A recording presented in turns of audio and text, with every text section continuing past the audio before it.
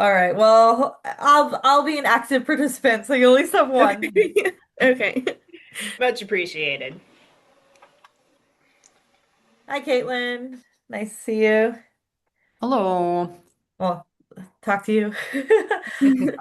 We're hoping a few people will pop in. Otherwise, it might just be you and me, and then our presenters. And I think you said Howard's gonna come too, Brenda. Yeah, wondering where he is at the moment, but hopefully we'll see him soon. Okay. Sounds good. So we'll probably just wait, Caitlin, like maybe 2 or 3 more minutes before we get started. Are you staying warm, Caitlin? Somewhat. I have an issue that I have really terrible circulation in my fingers and toes. So, like, if I'm outside and it's even a little bit cold, they just like go numb and turn white. Oh. So, other than that, pretty good. Have to have some good snow gear then. It's Yeah, I use the outdoor pro deal. nice woolen socks are important.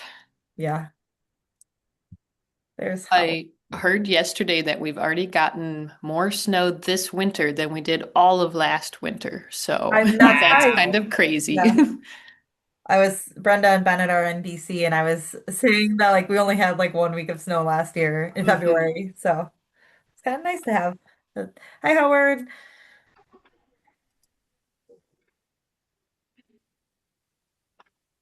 Hi, Steve. Welcome. Hello, hello. Hi, Howard. Good morning. We're just Morning. seeing if a couple people will pop in here. I see now we're getting a little more, the alarm starts going off. It's 11 o'clock. People start finding the Zoom link. Morning, Tara. So I'll go ahead and get us started, and then I'm going to hand it over to Brenda, Howard, and Bennett. So hello, everyone. I'm Angela. I am secretary for WAEE currently, and I am kind of coordinating the Lunch and Learn series that you're seeing this last fall and into the spring. So today we are going to learn about how population impacts the environment with the World of 8 Billion Educator workshop led by Population Education. Um, we'll go for about an hour to hour and a half, whenever it feels natural to kind of stop. I want to shout out our sponsors who make things like this possible. So Generac, NRF, and Lana Natura. A couple of reminders for WAE. We have nominations currently open for our Excellence in Environmental Education Awards. Nominations are being accepted through January 9th. So I think right now, who could you recognize from the past year who has done great things for your organization, yourself? We'll be recognizing people on April 11th in Milwaukee. Also, kind of new, since our last lunch and learn, we have our winter workshop happening after 6 years in Amherst, Wisconsin at SWES. The theme is Teaching for Tomorrow, and it is February 13th to the 15th. Right now, they are accepting proposals if you want to present or do an activity with the group. There's a bunch of UW Stevens Point students who are kind of heading this charge up. So they're very excited to kind of engage the membership in Winter Workshop. We have a couple other lunch and learns coming up for 2026. It's almost here. We have the new ABCs of Green and Healthy Schools. So that's January 14th, Connecting Children with the Great Wisconsin Birdathon, February 11th, and then Exploring Great Lakes Literacy with the Wisconsin Sea Grant on March 11th at 11 a.m. So these are all free to members. If you're a non-member and want to join, it's $10 to enroll. So I would love any more suggestions, or if you want to present, feel free to reach out to me at angela@wae.org. And lastly, we have a new like what course coming up. It's asynchronous course, accessibility and environmental education, led by two of our board members. This starts January 12th. It's a 6-week asynchronous class. And you can register right now on our website for that class. So I'm gonna go ahead and stop sharing my screen so our presenters can jump in. So thank you, Bennett, Brenda, and Howard. Howard, I haven't met you yet, but you're a WAE member, so it's awesome to have you here, um, being part of the presentation with Population Education as one of their state representatives. So, if any of you need me who are presenting, let me know. Otherwise, I will be participating as well. Awesome. Hey, thank you. Thank you all for having us and for taking your lunch time to hang out with us. My name is Bennett. I'm here with Brenda and Howard. And Howard will come in later and talk a little bit about himself. But just as a brief overview of who Population Education is, what we do. So we are a national nonprofit based out of Washington, D.C., and we work with educators in the U.S. and Canada to teach themes of population growth. And we do that by coming to things like this, going to conferences, going and seeing pre-service teachers at universities, doing in-service PDs for school districts, a variety of different ways to distribute our materials. That teach those population themes. And as you can see in our mission statement, our program's ultimate goal is to prepare young people to make informed, responsible decisions as the next generation of consumers, parents, voters, and leaders. So, how our population ties into being able to prepare students for those kinds of things. And just in terms of like how often we do this, the effectiveness of it, we have about 9 out of 10 people or teachers that rank our workshops as superior in terms of content and how their ability to integrate materials into their classroom. So, on average, teachers use about 3 activities of pop eds once they see a workshop. And then 98% of our workshop attendees have rated the materials as excellent or good, which is always great to hear. But it's just a fun thing to know when distributing these to others as well, that teachers in the classroom have seen the effects and seen the usefulness of them as well. And our funding, people are always curious about as a nonprofit, and with things changing, with grants all the time. So we take small family grants and project-based grants, but we're mostly donor and member contribution. We take most of those, and that's most of what funds us. We don't take any government grants or any corporation funding, so it allows us that flexibility in our education materials. But they are all matched to state standards, which you can see in the curriculum pack that you'll receive at the bottom of the lessons that you'll look at. There's always a way to connect standards within Wisconsin, with all the 50 states, all the Canadian provinces. So wherever you wherever you might be, there's a way to connect it. And Brenda will take over with a fun little question about world population. Yeah, so whenever we're, talking about teaching about population, we want to start with maybe the most basic piece of data. Can anyone tell me what the current global population is? Or just take a guess. I'm guessing 7.5 billion. 7 point billion with a B? Billion with a B. Yeah. 7.5 billion with a B. Okay, any other guesses? I was gonna say 8 billion. 8 billion. I was Anyone also else? going to say 8.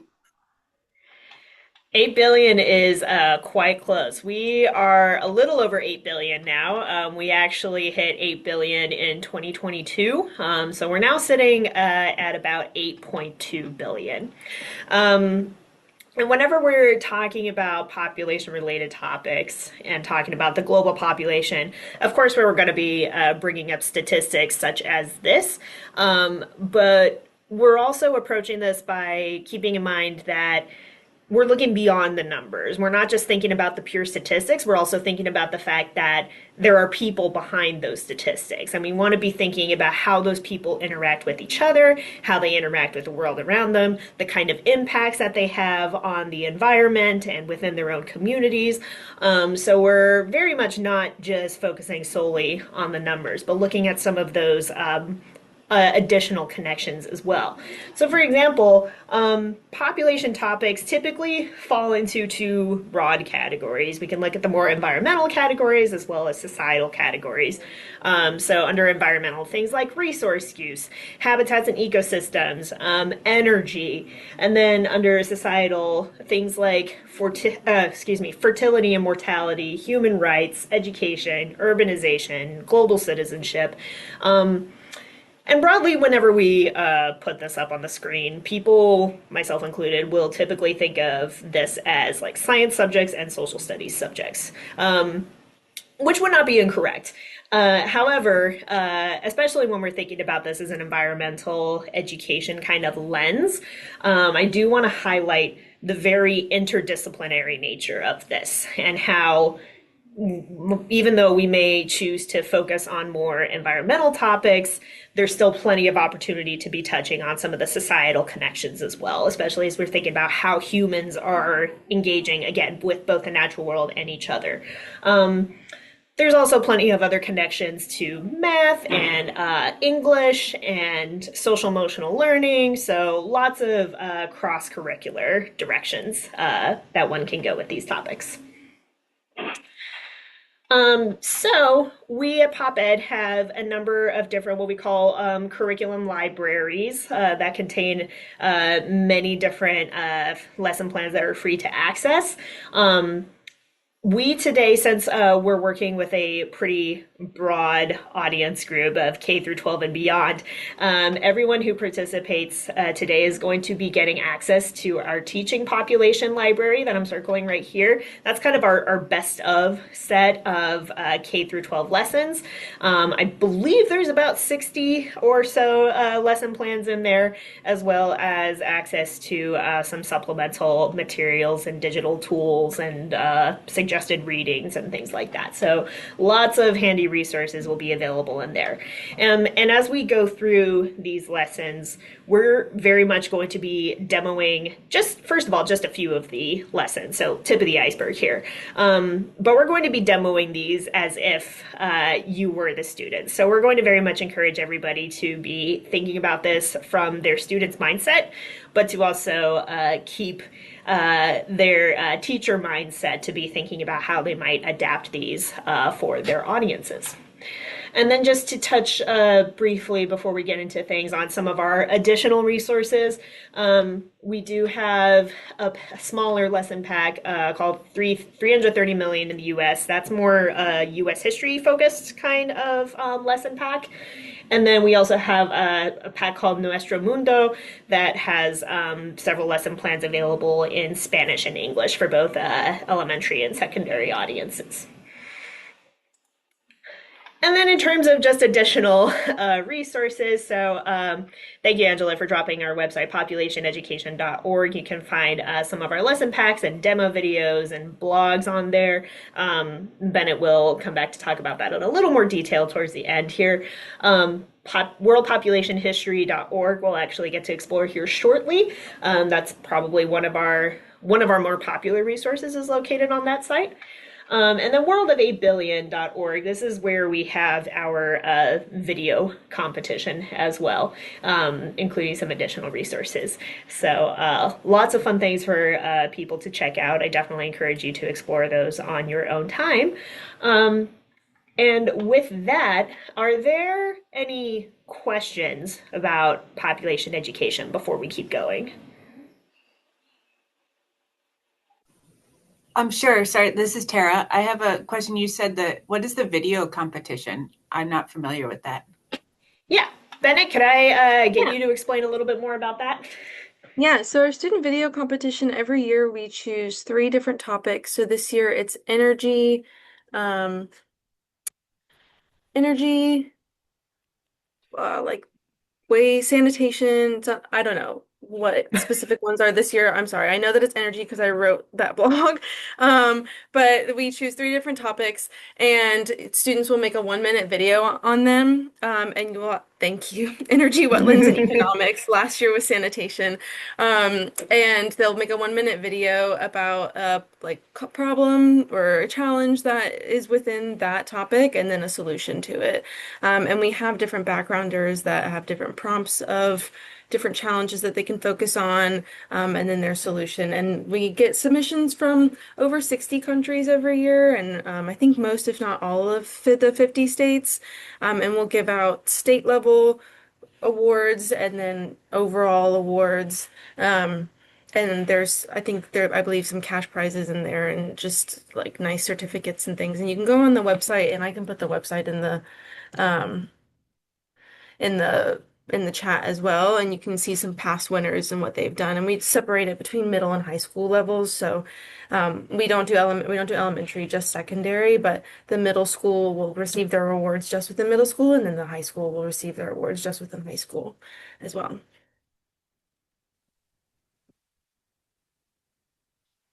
Um, uh, with that, this is kind of our broad agenda for today. So we're going to be exploring one of our resources and then three of our activities.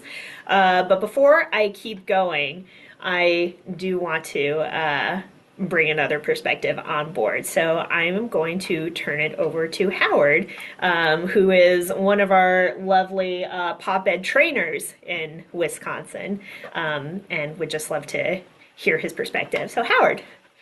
Sure. Good morning. Well, good morning, everyone. I'm Howard April. I'm a naturalist at Ware Nature Center with Milwaukee County Parks, and a lifetime member of WAEE. So, I'm so glad you guys are here today. Very briefly, one of the things that well, let me back up. I've been a formal facilitator for Pop Ed for about 10 years, but it turns out I was using Pop Ed materials years before that. I came across an activity in one of our pass around packets here. We got on the mailing list of population education, and there was a newsletter back when newsletters were actually sent by mail. And I remember flipping through it one day, and there was an activity called Population Circle. And I read it. I'm like, wow, this seems like this just really makes sense. It's an activity that shows the concept of exponential growth and how human population has changed drastically and dramatically in the last 100 years. So I started using that activity, and it really hit home. The kids loved it. The adults loved it. It really left an impact with them. And then about 10 years later, I came across an announcement for the Population Trainers Symposium, which is basically like a 3-day training session, and it goes all over the country, depending on it goes from spot to spot. I went to a place in North Carolina, and we received hands-on instruction on so many of the activities, and I'm like, this is something I can really sink my efforts into. And here's why. For years, I've done programs as a naturalist at Ware Nature Center about wildlife and wildlife ecology, and we talk about basic ecological concepts like carrying capacity, limiting factors, and habitat. And what I was always looking for is a way to incorporate teaching those concepts as related to people, because obviously when you have 8 billion people on planet Earth as an organism, that's going to affect everything else. Well, along came population education, and their activities are just fabulous because they do a great job of introducing not just concepts of carrying capacity, limiting factor, and habitat, but all these other different ecological factors that we use as an activity to teach about systems, because the Earth is a system. We're part of that system, and that's one of the great things about the activities. I love, and I tell the teachers, they are all correlate to NGSS. They are fun, they're active, they're hands-on, and they can be adapted for people of all different students of all different ages and backgrounds. And that's one of the things I really love about the population education material. It's not like it's something where you start at page 1 or activity 1 and you work your way through. It's taking some of the activities and adapting them for what you're doing to emphasize certain concepts. And the activities are fabulous. And I can't say enough good things about it. And I love bringing the activities to my audiences. So I hope that you will use this as a springboard for learning more about the different population activities that because they're just going to scratch the surface today. Thank you, Howard.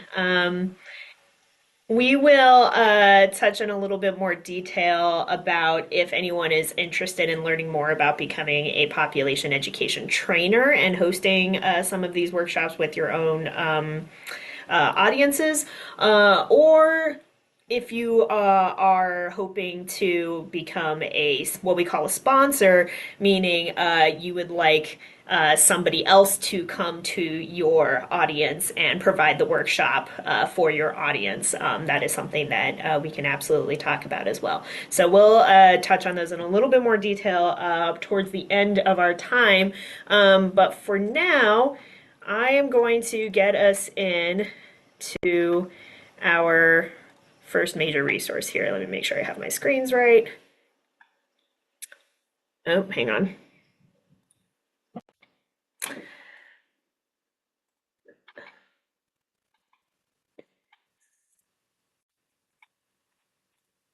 Okay, there we go.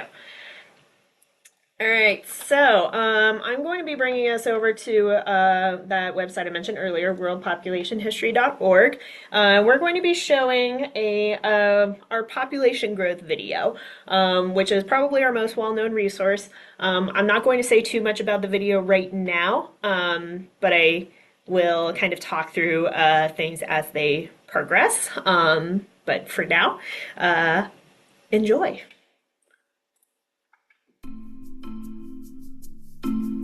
An environment is a system of living things.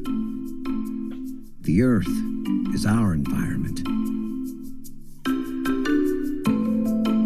The capacity of our environment to provide space, to produce food, and to supply energy are all limited. Humans thrive on less than 17% of the Earth's surface, and only about 4% will grow crops. We depend on these limited resources for our survival. Yet we are increasing our population as if they were infinite. This fact is at the core of our environmental problems. On this map, we'll show population growth from the year 1 CE to the present and project our growth into the year 2050. Population concentrations will be indicated by dots, each of which will represent 1 million people. In areas where people are spread out and don't live in concentrations of 1 million, dots are placed in the middle of their approximate range. Historical references will be provided by images and text at the bottom of the screen. Okay, so we are starting in the year 1 CE, or Common Era. At this time, during the year 1 CE, we are having a global population of approximately 170 million people. So 170 dots on the screen.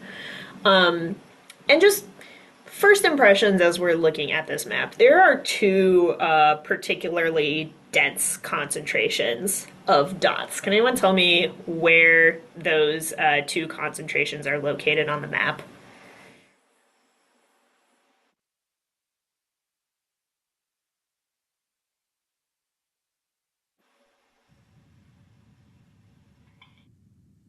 India and Asia.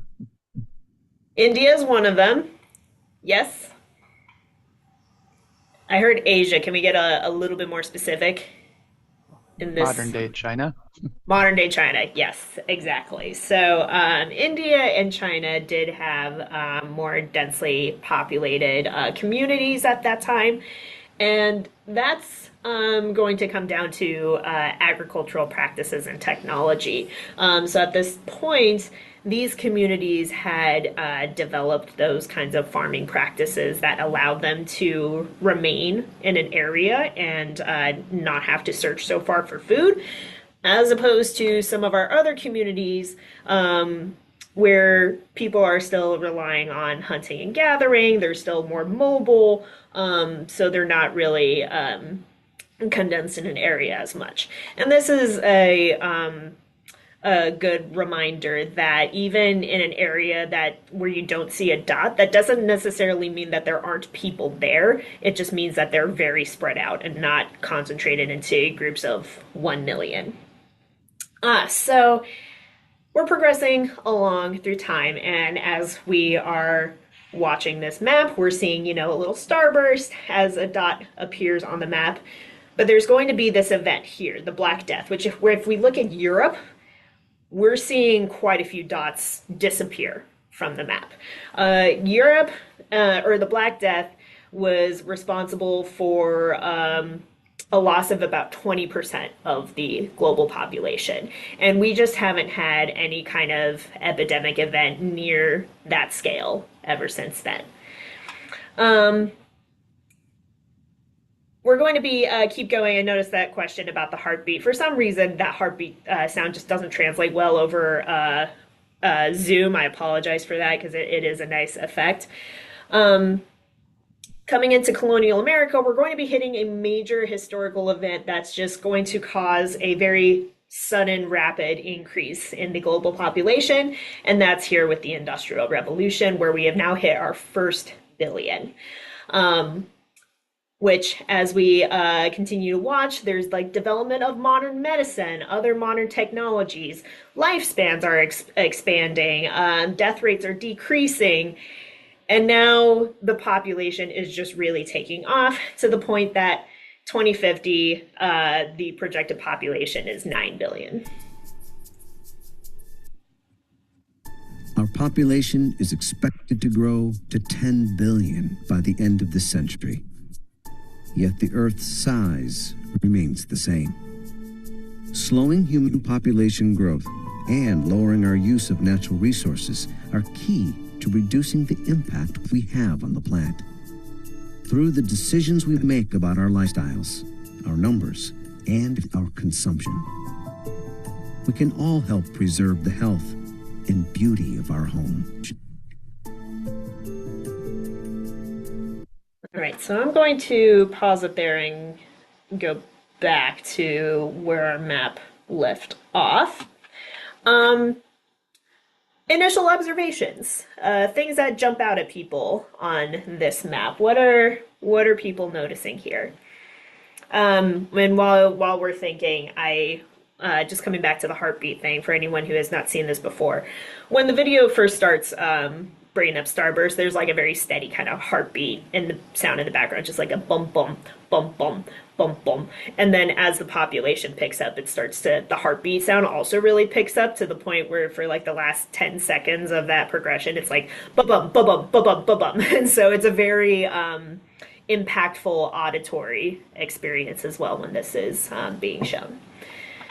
But yeah, observations. What are people noticing on this map?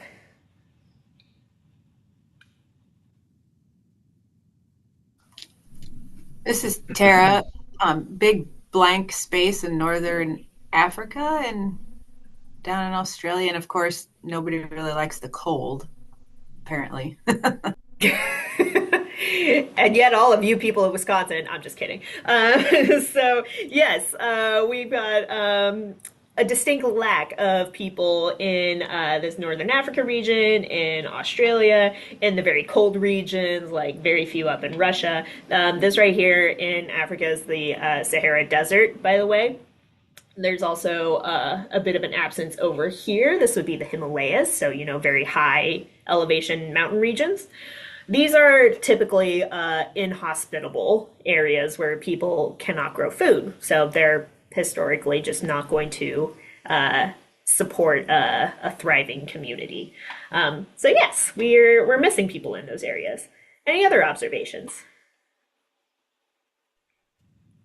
When you can hear the heartbeat, it is, I think, a big experience for some if they've never seen anything like this. My first question with students would always be, I'd let it sink in a little bit and then ask them how it made them feel, and just spend some time with that, sit with that a little bit. Because for me personally, and I would wait till they respond, for me personally, it makes me feel claustrophobic. You think about like watching bacteria grow on a petri dish, in a short amount of time. And that's kind of like this a little bit, like it just kind of explodes and gets bigger. And then when you translate that into people, and rubbing elbows in cities and things like that, it just makes me feel claustrophobic. Yeah, no, thank you for sharing that. I've definitely heard students or pre-service educators that we hold workshops for will just kind of involuntarily say, "This is making me really anxious," as the heartbeat sound is speeding up. So yes, definitely a big thing to touch on. Just yeah, individual feelings and responses to that experience. Anything else? I think like you can show obviously the exponential graph of population growth, and that's, you know, crazy, but I think this is so much better of a visual of like putting that into context of like that's how many people, and seeing the whole map. I think it's just a different experience than just saying, oh yeah, that's a pretty, you know, crazy slope on this graph. This feels more like thinking about the actual humans and the actual impact on the earth. 100%. I really like incorporating. I show the hockey stick first, but then showing this. I think the two together. You're right. I think that this is just way better. Not well. It's impactful. And think about it. If what do you want your students, your audience to walk away with? Impact. You want them to really. If they can walk away from your group, your interaction, remembering one thing, that's an accomplishment. And I've talked to my students, and for many of them, this dots video is that one thing. So You know, when at the very beginning of the video, when it was talked about that by the end of the century, we're going to hit 10 billion. That's startling on one hand, but if you graph that out, the graph is starting to moderate a little bit. You know what I mean? So the students who are maybe exceptionally anxious, that's a point that they should realize as well, that we are making some progress, even though it's still, the population is still growing. In some places, developing countries, it's actually, you know, uh, the growth is leveling off a lot, um, for various reasons. But maybe you'll get into that with other resources and such. No, that's a great point. I'm glad you brought that up because, yes, overall, the global population growth rate is starting to slow down. It still feels high, at least I feel like it feels high, but it is starting to slow down. And that is a good segue into just some other tools and resources that are available on this website. One other just observational point that I want to make on here before I switch to that. When thinking again about human resources and how they're interacting with the natural world. One other common observation is that population communities tend to be a little more concentrated around coastal areas. And that goes for both like ocean as well as any other large body of water. Like this little sliver right here in the upper right corner of the Sahara, that's the Nile River. So getting students to think about the fact that coastlines are, they're a food source, they're a transportation hub, they're centers of trade, they're real major factors for a lot of those communities to survive. So also something worth pointing out. So We probably wouldn't be in Wisconsin without the Great Lakes. yeah, fair I enough. mean, You got your own big bodies of water there. Yes, absolutely. So this video can be found on worldpopulationhistory.org. And just to highlight some of the other resources on here, there is a map at this site that you can freely manipulate yourself to pause during certain moments in time with this timeline down here. So, for example, if I'm dragging my counter over, we can see there's a counter at the top that's increasing. We can see markers starting to appear more on this map. There's a number of features on the side here as well. For example, if you wanted to make this look more like a globe, you can do so by turning on this feature right here. That kind of blew my mind the first time I learned about that. I thought that was really cool. Howard's face. Howard just learned something today. It's exciting, right?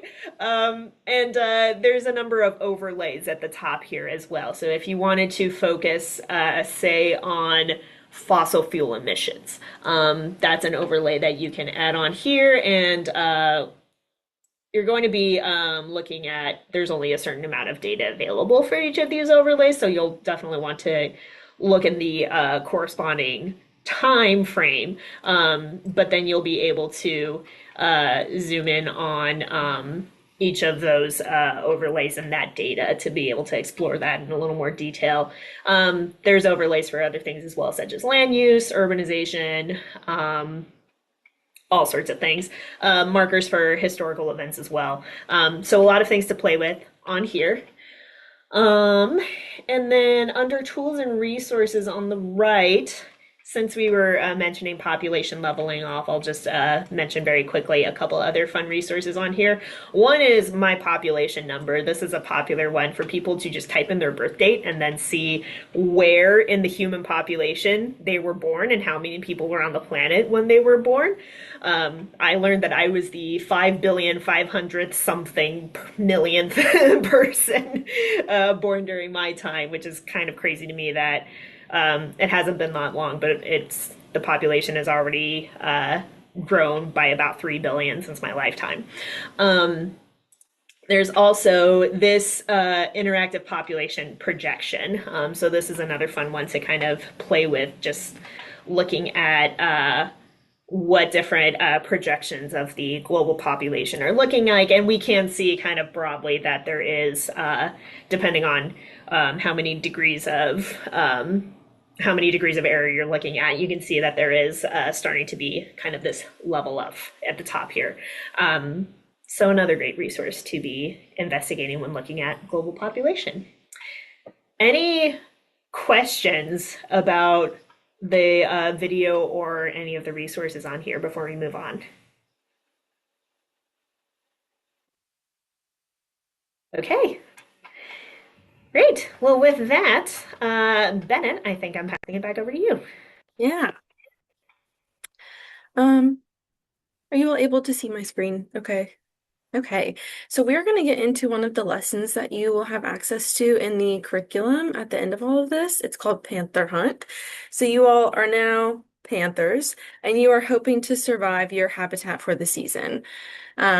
This is the prey that you have access to. It's all worth a different amount. In order to survive, you need to collect 50 kilograms of prey, and you will have your own den. So we're going to work out of here, and I'll send this to you in just a second, but you will have your own den. This is where all the prey lives over here, and you will collect the prey and bring it back into your den. A few rules before we get into this. Panthers have one mouth, so we are collecting one piece of prey at a time. So that means we are clicking and dragging our squirrels, our rabbits into our den just one at a time. If we were in the classroom or outside or wherever, I would say that panthers, they need to sneak up on their prey, so they are prowling and using their walking feet. So we would walk around the classroom. And panthers really love their neighbors. They are just best friends, and they want their neighbors to be able to have their prey as well, so they're not stealing from their neighbors' dens. So once prey is in somebody's den that is theirs, you cannot take it and drag it over to yours. That is theirs. So the very first thing we're gonna do, we're gonna send, thank you, Brenda. Brenda sent the digital tool for you all. And you're just going to come into it. And the first few slides of a digital tool is just telling you how to make a copy of it, because the ones you'll have access to on the curriculum site is you won't be able to move anything around. So you'll make a copy of it, make it your own, and then how to prepare the different slides. There are different types of slides for a different amount of people, but since we're a smaller group, we're going to work on this one right now. And so you're going to claim a den and put your name wherever you'd like to.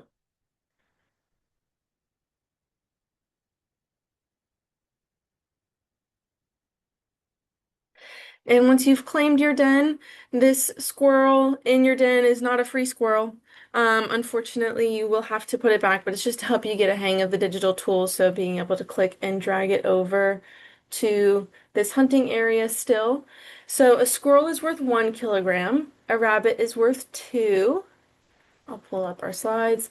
2 kilograms. A porcupine, which is a pea, is 7.5 kilograms. A beaver is 20, and the deer is 75 kilograms. So those are represented by the prey over here with the different letters, as you can see.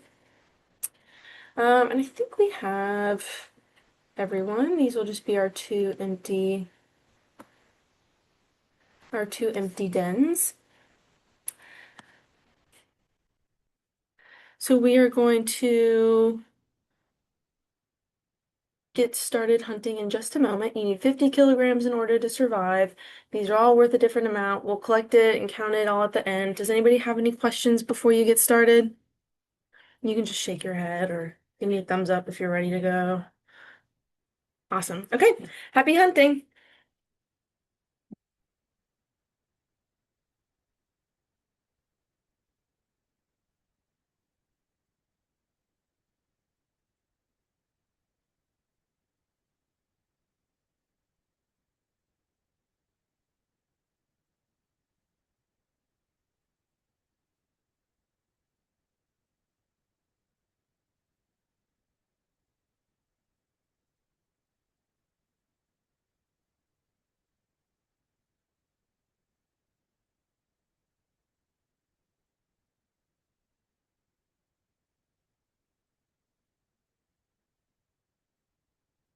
Okay. So now you have all of our prey has been hunted. You have all of your prey in your den, and you will count up however much you have and then put your number right next to your name. I don't know how much I have yet, but I'm going to say 15. So if I have 15, I'm going to put 15 next to my name. Could you repeat the amounts again, just Oh, to, for the yes, yes, math? I yes. Um, think I heard beavers 20. yeah, Oh, I there we put the go. key up on the screen, so there you go. Thank Thank you. you for reminding me. Yeah, so you'll be able to see it there.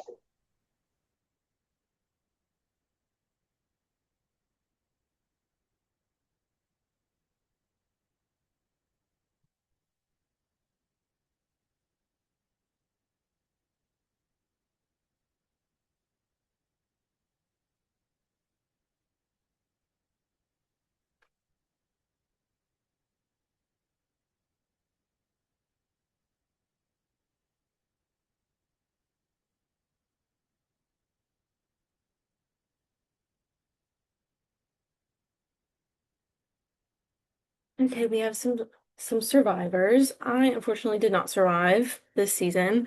Um, but I'm I glad. didn't either. I only got 20 kilos. Uh, Wah, wah. and if we combined, we wouldn't even make it. But we can take some of Brenda's maybe. I thought about going for the deer right away, but then I thought, oh, if I can get a few beavers, then I should be set. But I still was Yeah. short. Oh no. Needed one more beaver, and I was avoiding the porcupines because I thought there would be some kind of penalty for Oh, trying to for get a porcupine. that's a good And idea. I like that idea though, incorporating that. Like you, I don't know, got wounds on your face now. Yeah, you had to put back some stuff. Yeah, Yeah. that is a good idea. All right. Well, Angela, you crushed it. You have 141 kilograms. Oh, Um, 50. Okay, I guess I did. I had to go for the deer. so I you had am gonna be ready. 72. 72, 141, 61.5. Howard and I did not make it. Tara, I'm so sorry. You were so close. You had 35.5, and Caitlin, you had 65. So we'd had two, three, we had four people survive. And looking at the numbers of kilograms that everybody was able to collect, do we think this is the most amount of panthers that could have survived in this habitat? No, I'm seeing a head shake or no. Why not? Why is this not the most amount of panthers that could have survived? some of us had more than 50, so we Yeah. could have. Yeah, I We could have almost just stopped at triple 50. the need. Yeah. Yeah. Some of us had more than 50. If we were feeling maybe a little bit less urgent in our need to collect, we could have just stopped at 50, or been able to count beforehand, right? If we're able to share, we could have shared some too, but we didn't say that we were able to share. So yeah, so our panthers, there could have been more panthers that survived in our habitat. So with this, we're looking at carrying capacity. So the amount of panthers that can survive in a habitat. um, Tara, you have a question?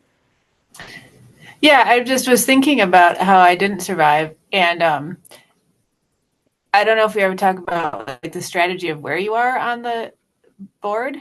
I mean, I know Brenda did okay being at this left column, but like I had to drag my food a lot farther. That was hard to do. Yeah. I mean, just like anyway. Yeah, absolutely. Yeah, where you are in relation to the prey impact can impact your survival. Even when in the classroom, we have the prey as little Dixie cups with letters on top of them, and those are all spread out throughout the classroom. And usually, when I facilitate it, it's on the edge of the classroom so that nobody's tripping over it on their way in. But that means that the people that sit in the center have to walk farther than the people that are sitting on the edges and can just grab the prey just right from their seat. So that impacts your ability to survive too, depending on where you are in the habitat. So in order to find our carrying capacity of our habitat, what might we be able to do? What math can we do to figure out the carrying capacity? How many panthers could actually survive in this habitat?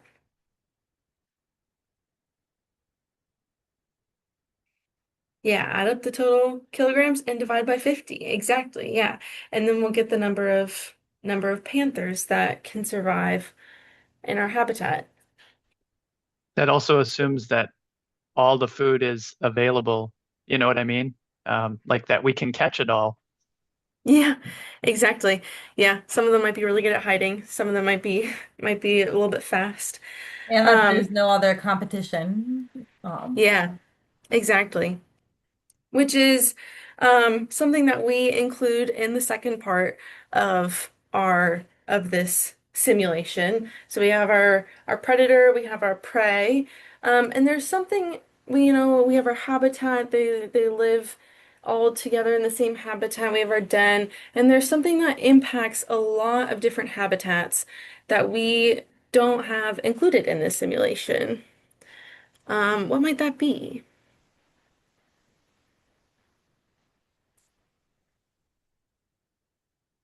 Could you repeat the question? I'm sorry. I Yeah. was going elsewhere in my brain. Yeah, you're good. Um, we have our predators, we have our prey. They all live together in this habitat, and there's something that in present day impacts a lot of habitats that we're missing from this simulation. What might Oh, that be? Yeah, I see in the chat from Tara, humans, exactly. So there are different ways that humans can impact it. Absolutely, we can consider water as well, especially with the beavers. So what might be some ways that humans are impacting this habitat or any habitat? Poaching, yeah. So there might be panthers might be a little bit more scared to leave their den. Habitat loss, right? Through deforestation.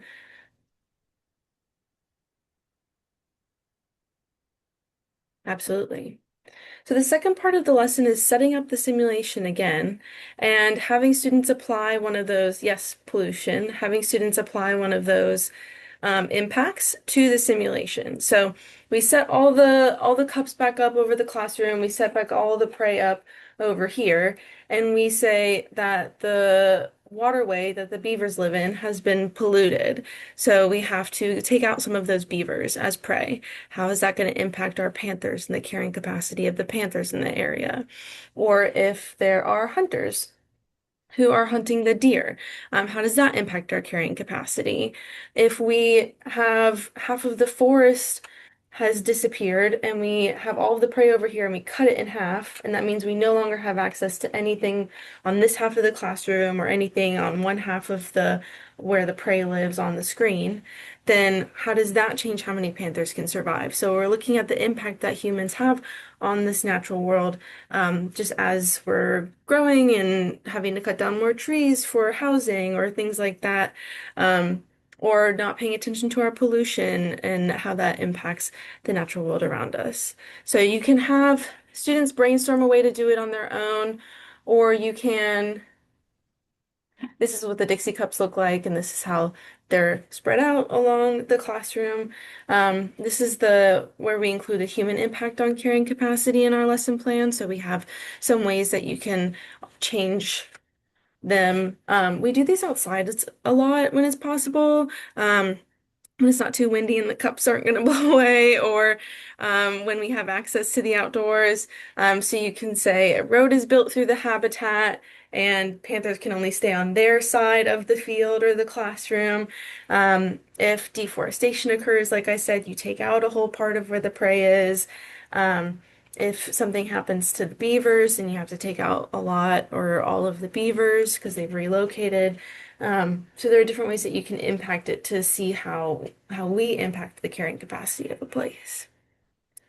Does anybody have any questions on that lesson? Anything to add about the lesson before we move on to the next one? Do any of the like the follow-ups go over remediation of it? So like humans cause this problem, I guess solutions, potential Yeah. solutions to increase carrying Not capacity. within the lesson plan itself. There might be some. We have all of our, or a lot of our lesson plans have like follow-up activities that you can do to expand on the learning. And you'll see in the next activity that we do an opportunity for that as well. But one of my favorite ways to do that with lessons that can end on like a bit of a downer is to bring in local organizations that are doing something to help with that so that students can see like in their own community what is being done to kind of challenge or help with some of what's already been done to the natural world. Yeah. Well, I'll give it over to Brenda then, to go through that next lesson with us. Awesome. Yes, good question because I know we definitely like to address our stewardship and solution thinking through EE. And yes, this next lesson does have a really nice example extension of that. So, our next activity is called Who Polluted the River? This one is more of a story based activity, so we're not going to be engaging in a digital tool so much.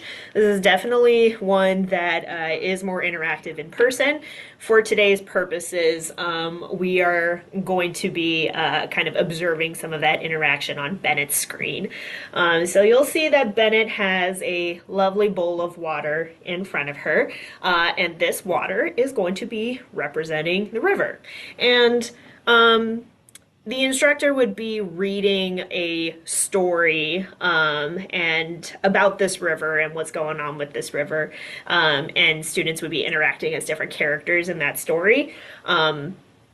One of the things that we encourage with this story is there are places indicated in italics where you can substitute out with let me go back, sorry, with the name of a local river, for example. So if we wanted to make this more place-based for DC, we could say, rather than just calling it the river, we could be calling it the Potomac River. All sorts of different kinds of adjustments in there just to make it a bit more locally relevant for your students. So with that, I'm going to stop my share so that we can all focus on Bennett's screen. And I am going to start reading our story. All right. For more than 10,000 years, people lived on the banks of this river. This was a time, sorry, Got to adjust my zoom. This is a time before roads and cars, and the land was very wild. Imagine that the bowl of water in front of you was collected by a Native American a long, long time ago. And along the story, we'll interject some questions to get some students' interaction as we go. So, if you could describe this water here in front of you, what words would you use to describe it?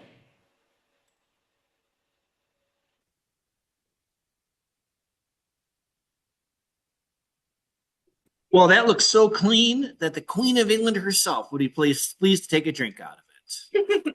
How lovely. The Queen of England would drink out of it. Angela said it looks clear. It doesn't look contaminated. It looks calm. I like that. Nice, calm water. Calm, clean, clear, lots of C words. Feel free to either nod or shake your head or use reactions, however you want to indicate. Would you drink this water? Seeing nodding heads. Great. Would you swim in this water? Sure. Would you eat fish that came out of this water? Overall, yes. Okay. We're liking this water so far. How do we think Native Americans used this river?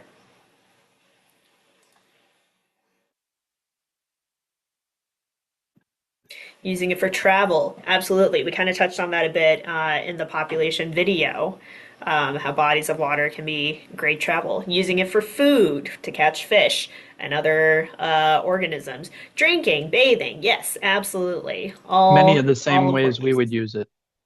Many of the same ways we would use it. Yes, and that's actually a point that we come back to a little further on in this story, but I appreciate you bringing that up.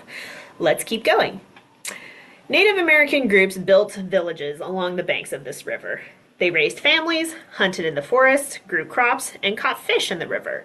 But they didn't change the natural surroundings too much. We can guess that all of these actions led to natural materials like twigs, leaves, and pebbles being washed into the river. Eventually, people from Europe traveled to this land from across the ocean. These settlers found rich soil for farming, forests full of wildlife, and a river that provided plenty of food and water. It was a perfect place to live. So here we would ask, how might the settlers use this river, which we already kind of established would probably be using it in very similar ways to the Native Americans. We've got some natural materials in the water right now. Would we feel okay drinking this water? I'm seeing some like, yeah, generally yes, leaning yes. Okay. Would we still swim in this water? Yes, they still thinking it's pretty all right. Okay, cool. Let's keep going. More and more people moved to the area. Gradually, a city grew up around the river. People drained swamps and cut down forests to build schools, houses, churches, stores, roads, hospitals, and many other buildings. Rains washed loose soil from these building sites into the river. All right, take a look at our river now. Are we still thinking that this water is safe to drink?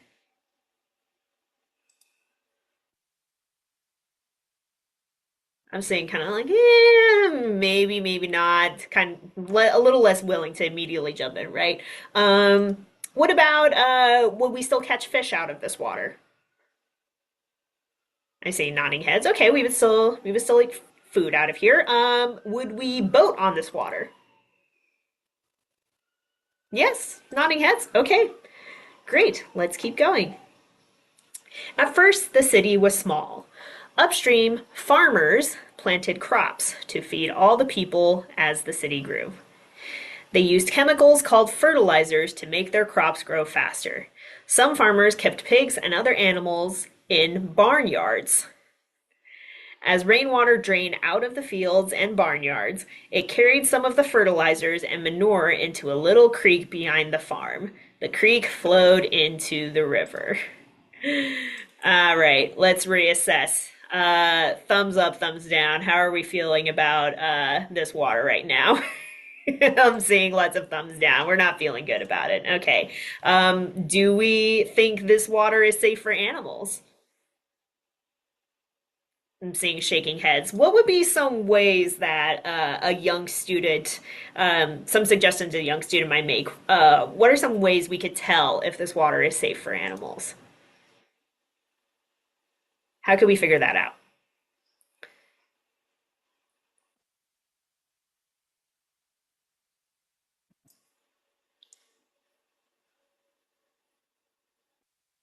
Actually, look for the presence or absence of those animals. Absolutely. If the animals are having a good time there, they'll be there. But if they're noticeably absent, that probably will tell us something. Also, just again, from a young student's perspective, just looking at the color alone can also generally be quite a good indicator of that. All right. Now the city along the river has grown to be one of the largest cities in the country. Many people live and work in and around the city. Many businesses provide services for the people. Several factories make things that people want, like cars and furniture. But the factories leak paint and other chemicals into the river. These pollutants cause the fish to become sick. As people move about their busy days, they often drive from place to place. Traffic jams are a big problem for drivers who take their cars to and from work. If a car is not taken good care of, it might leak oil or other fluids, which will be washed off the roads and into the river with the next rain. I'm going to go ahead and skip ahead a little bit for sake of time. In one neighborhood, a person is outside washing the car. The soapy water rushes down the driveway into the storm drain by the curb. The storm drain empties into the river. The grease and grime on a car contains tar from the roads, tiny bits of rubber from tires, and rust. If the person had gone to a local car wash, the water would have been cleaned before it went back into the river. On nice days, many people head down to the river. Some zoom up and down the river in motorboats and don't notice that a little engine oil leaks into the river. The oil will not mix with the river water, but will float on the surface. It will coat the feathers of ducks or other birds that paddle around on the water looking for food, making it harder for them to stay afloat or fly. Lots of people are having family picnics in the parks along the river. Some of these people have left trash on the shore. With the next storm, that trash will wash into the river. On the shore, a person fishing snags a hook on a log. Instead of untangling it, the person breaks off the snagged piece of the nylon fishing line and lets it fall into the river.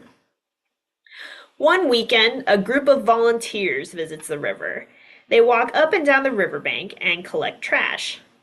They gather over 100 bags of garbage that will go to the recycling center or a proper landfill and will no longer pollute the river. The Native Americans living today see a very different river than their ancestors saw 500 years ago. People have changed the river in many ways. All right, so we can start by answering the question that is the title of this lesson. Who polluted the river?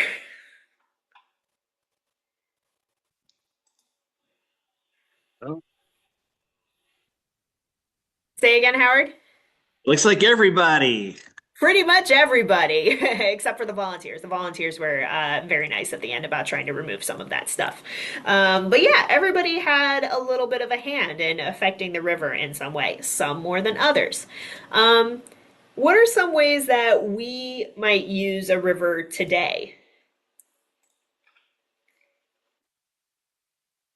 A lot of the same ways that we said at the beginning. A lot of the same ways. Yeah, absolutely. And in addition, generally some more recreational uses as well, like just paddling on the river or fishing, more for sport and for fun rather than simply for survival. Um, so yeah, this is a very this is a lesson that definitely gets students. It's a very good visual for understanding those kinds of pollution impacts. And the possible add-on to this lesson is to challenge students to clean the river. So first we ask the question, and we can all think about this and answer right now. What might be some ways that we could have prevented some of that pollution from getting into the river?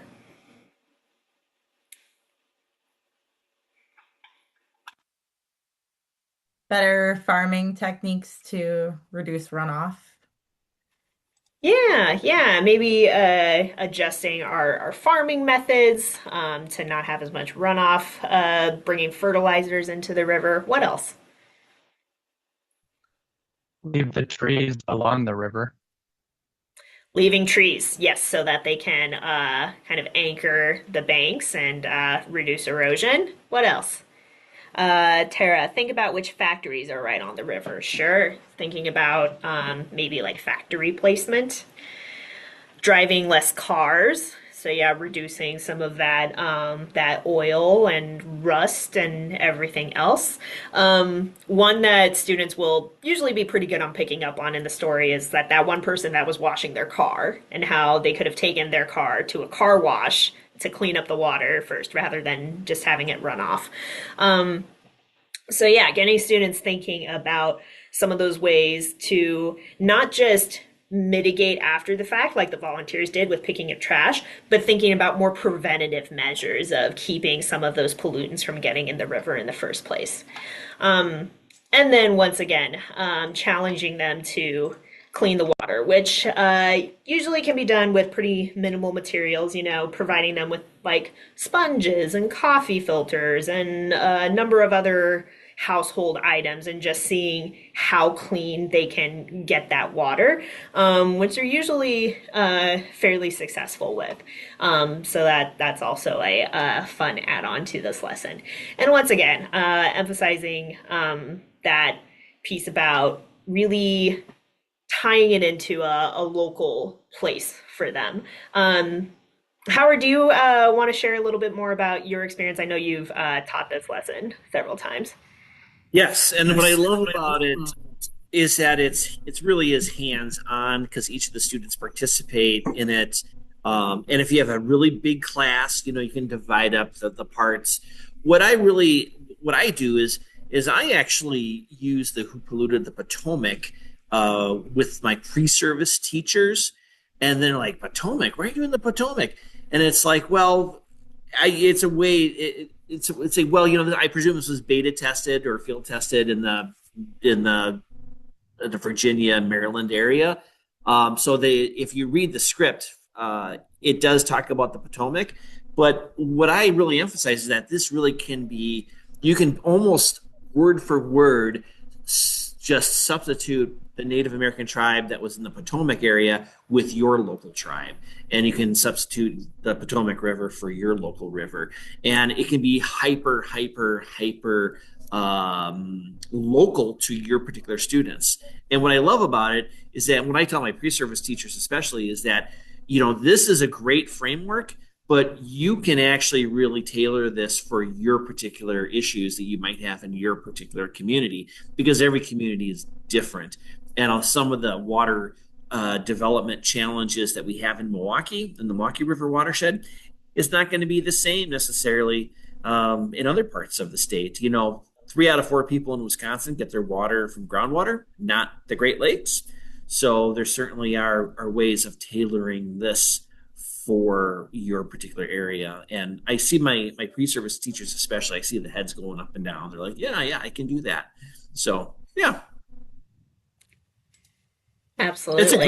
it's a great activity. It is a popular one. We have a lot of teachers that really enjoy utilizing this.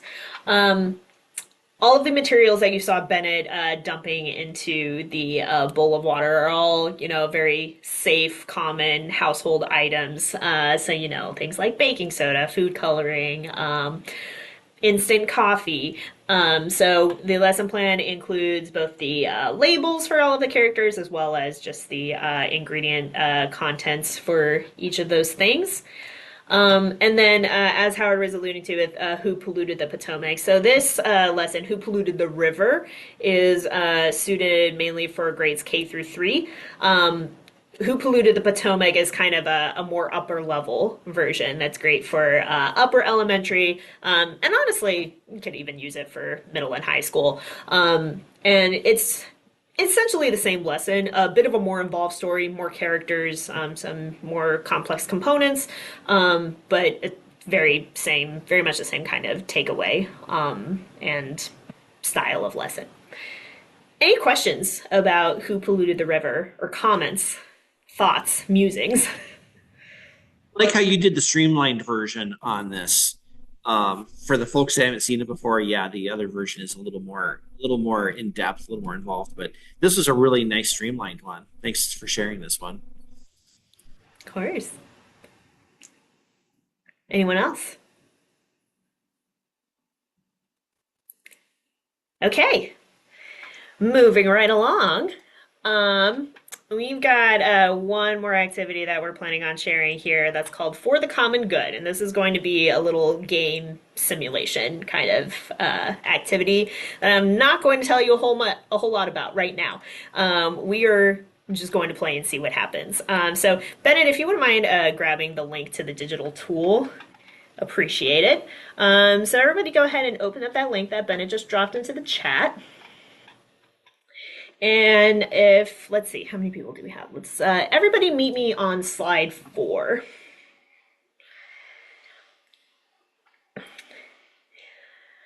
And I'm going to need 5 of us, and I think that's going to be pretty much everyone except me and Bennett. Go similar to a Panther Hunt, just find a box to add your name to. That's going to be your box. Once again, we're going to be manipulating tools or little icons on this tool, this time being the red dots or chips. In person, if we were doing this in person, we would be gathered around a table and using poker chips in the pool. So it pretty closely mimics what this will be looking like here. Can I get, let's see, one more person in my blue square here on toward the left?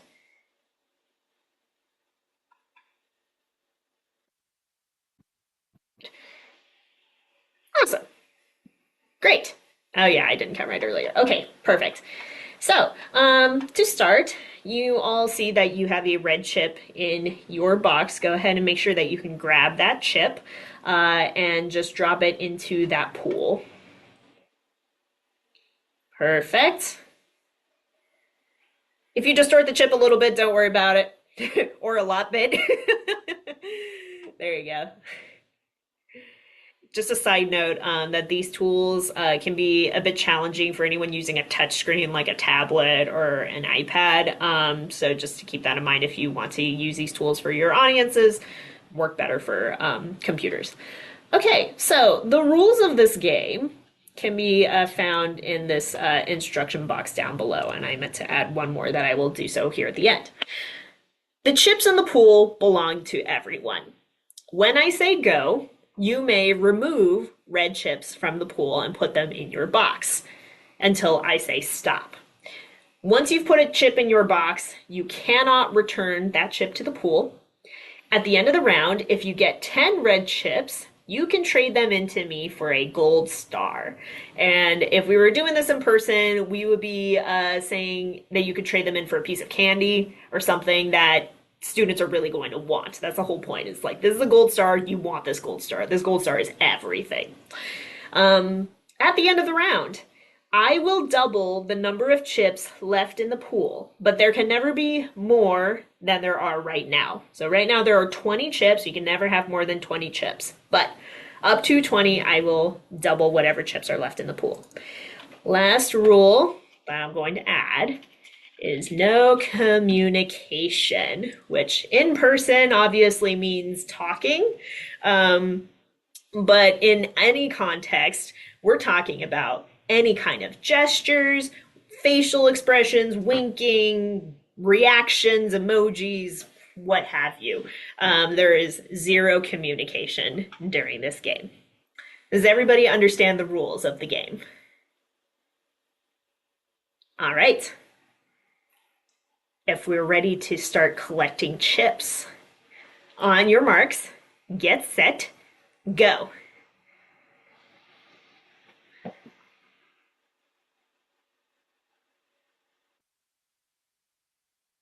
And stop. All right, go ahead, everybody, count in your box, count how many chips you have.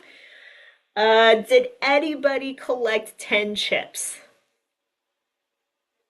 No, not even Bennett. Bennett, you collected so many. Bennett was just shy. Okay, so no one has 10 chips yet. No one can get a gold star, but that's okay because I can go in, I can double the number of chips, and then we can keep going. Except the pool is empty. I can't double zero. That just makes zero, so that's the end of the game. Nobody gets a gold star. We're done. So this is where we would play a few more rounds of this, and I definitely encourage giving students a few chances to just try different things with the no communication rule and see what happens. But for now, I am going to take out that last rule and I am going to allow you all to communicate with each other and see if you can come up with some kind of strategy. So I'll let you all talk amongst yourselves while I return, or you return all the chips back to the pool.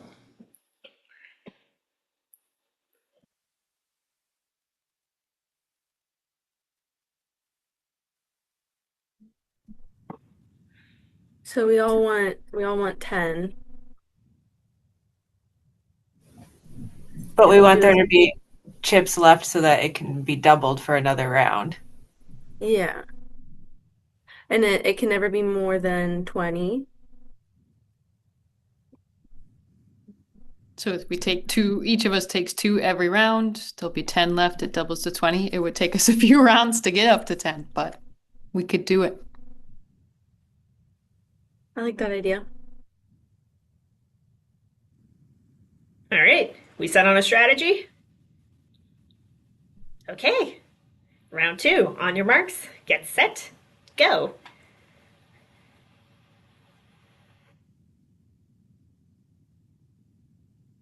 And stop. Okay. We have everyone's got two, except for Howard's got three chips down there. But we still have some chips in the pool, so I can double those. 1, 2, 3, 4, 5, 6, 7, 8, 9. We've got 9 chips, so I can add 9 more chips. 3, 4, 5, 6, 7, 8. I can't believe Howard would betray us like this. All right, 9 more chips. So we've got 18 chips in the pool right now. Sorry we'll start about a new that. another round. All right, we ready for the next round? On your marks, get set, go.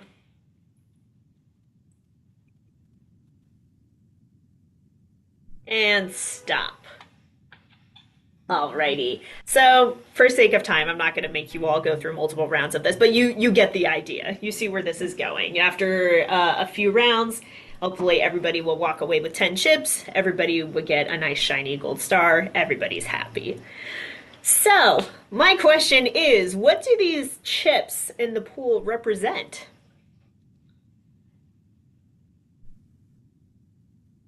Any sort of common resource? Common resources. Exactly. Renewable or non-renewable resources? Renewable. Renewable, yes, because we had that opportunity for me to double the resources still left in the pool. Who can kind of summarize to me what happened amongst yourselves throughout the course of this game? What did we see happen? We went from kind of each person for themselves to working together to make sure everybody had the equal amount. Yeah, 100%. And this is a really good illustration of the whole theory about the tragedy of the commons, how when there's a common resource, people or entities tend to prioritize their own self-interest to the point of depleting that resource. But once you all started strategizing with each other and communicating about how everybody could best benefit from this resource, you were able to figure out a way that everybody could come away with that gold star.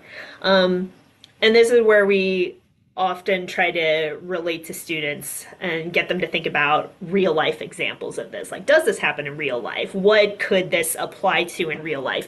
Even not even maybe just thinking like globally, but like even within your own classroom, if you were to have a limited number of, I don't know, a limited supply of something that everybody has access to. Like how can we all be interacting with that resource just within that classroom so that everybody can best benefit from that? Um, I'm seeing this note about indigenous people would think about the one bowl, one spoon idea. I'm not familiar with that idea. Tara, can you elaborate?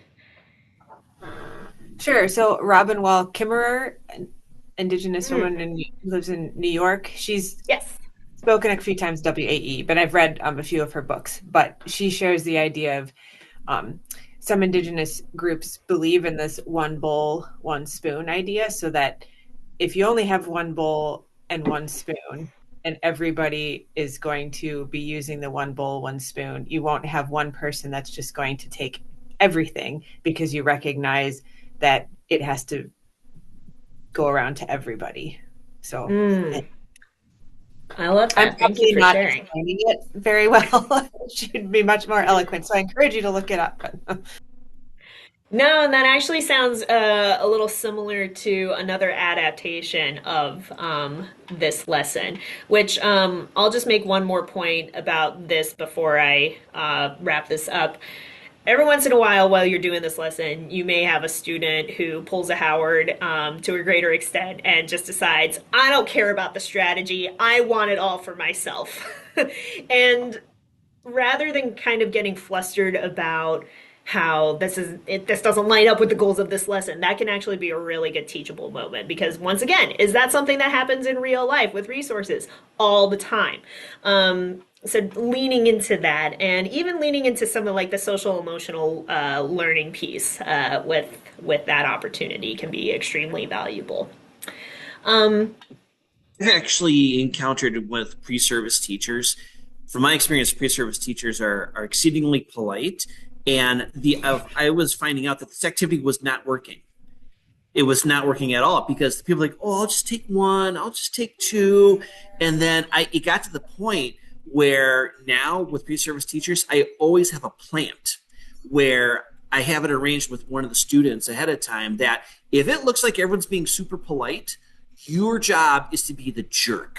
Your job is to grab everything and grab it all. And we do that for a couple rounds. And then people kind of pick up on that because it wasn't working, believe it or not, because these teachers were like, oh, I don't want to, So you really, at least that's been my experience, because sometimes if you don't have people that are hogging it at first, the point of the activity is sometimes lost. As weird as that sounds. No, I'm glad you mentioned that because I've had that happen with our younger adaptation of this lesson. So, for the common good, it's also called a couple other names and other lesson packs. This is great for older audiences. We have a lower elementary version of this called Go Fish, which is essentially everybody is passing around one bowl of goldfish that you pre-count ahead of time depending on your class size, and just say everybody take as many as you want and just see what happens. As you might predict, the bowl does not make it all the way around the class before, and there's like plenty of students at the end who don't get any goldfish. So that's another like kind of nice way to be talking about resource use as well as some of that social emotional learning. We are pushing a bit on time, so I'm going to go ahead and move on because I want everybody to get all of our resources. Bennett, turn it over to you. I can just keep this up if you're fine with that. Yeah. Um, Absolutely. So, thank you all for hanging out with us today. This QR code and there's a link as well that I will put in the chat. Will take you to our evaluation form and our sign-in sheet. The sign-in just helps us with our attendance since we're a nonprofit. Our donors like to know who's getting our stuff, how many, where we're going, things like that. And then the evaluation is just to let us know what you thought of it, and our resources. There's also a place at the bottom for, oh, Brenda, can you put in the I workshop? will fix that Okay. right now. Okay, that'll be in there in 2 seconds. Thank you for noticing that. Um, there's also a place at the bottom to leave your email for our newsletter, which will be sent out bi-monthly, so it's every other month. It's not a lot by any means. And it's just any updates to our lesson materials, any other free webinars that you'd be interested in participating in, any other resources that we think are great for teachers or educators that we put in there. And there's also a space. I'm going to There's also a space for you to share your email or share if you're interested in becoming a trainer. Howard is a trainer for us, and you can give these workshops with your other. Can you see my screen or Brenda's screen right now? Sorry, I was trying to share my screen. Should be my But screen. okay, can Do you you want stop me to sharing stop share, your screen real Bennett? quick? Yeah, thank you. Sorry. Oh no, wait. I think I am. I think it's you actually. Okay. Um, cool. Okay. Can you see? Perfect. Okay, sorry, I was still seeing Brenda's screen, which is why I was confused. Okay, so this is the curriculum access that you all will have, and this will give you access to the K through 12 curriculum. And that link will be in the chat as well. I'll put that in there just now. And that'll take you to a PDF with an access code, and the access code is what you'll use to log into the website. And that code will never expire. You'll never hit a paywall or anything. When you log in, it'll look like this. We have those other websites that we shared with you all in the beginning as well. And I was hoping that Howard could come on and share something that he does with one of our resources on our population education website with our demo videos. Um, so for the common good is the lesson that you just saw. And this is, if you just type it into our website, and you can see where it says video right here, this is one of our demo videos. And What how are what you? I Yeah. what I love about the demonstration videos is I wouldn't use the demonstration videos with um, like if you have a group of students, I wouldn't necessarily do that. But if you're doing pre-service teachers or other environmental educators, the great thing about the demonstration videos is that it gives educators a chance to actually kind of see it in action. Because let's face it, if you have a lesson outline, most educators, and I'm guilty of this as well, if you have a choice between picking up the lesson outline and reading it versus seeing an 8-minute video demonstration of it, I'm probably going to watch the 8-minute demo. And then if I'm interested, pick up the sheet to see if I want to do it. So it's a great way for educators to very quickly kind of get a sense and a feel for an activity. So when I do pre-service teachers, I always include at least one demonstration video. Not that I can't demonstrate the activity, but I want teachers to know that this is a resource that's available to them. Yeah, absolutely. Thank you. I thought that was a great idea. And we have a lot of these videos and we make more. I think every other year we're putting more up. Last summer we made some. We put about 5 or 6 up. Some new lessons, some just updated.